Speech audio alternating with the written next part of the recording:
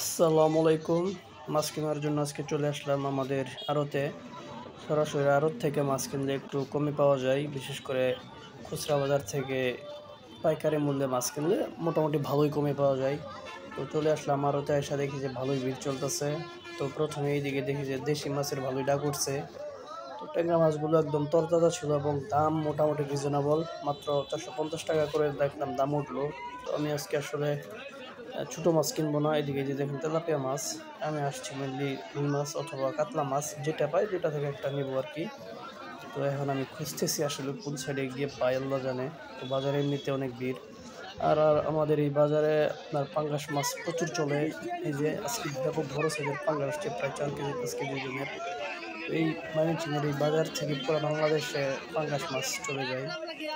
তো আমি অবশেষে খুঁজে আমার কাঙ্ক্ষিত মাছটা পাইলাম। তো চাচার কাছ থেকে আমি 2টা কাতলা মাছ কিনলাম। তো চাচাকে বললাম যে সুন্দর করে কাইটা দেন মাছটা, কারণ সচরাচর আমাদের বাড়িতে এত বড় দাও থাকে না বা কাটার প্রসেসিংটা নাই।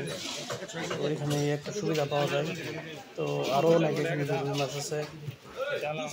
তো চাচাকে বললাম যে সুন্দরভাবে কাইটা দেওয়ার জন্য। চাচা সুন্দরভাবে কাইটা দিচ্ছে। তো আপনাদের আমাদের এই বাজারটা কেমন লাগলো কমেন্ট সেকশনে অবশ্যই জানাতে পারেন।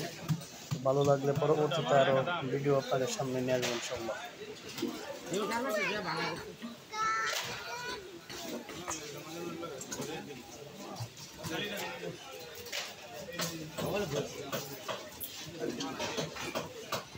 ওই কাতলা দিলে একটা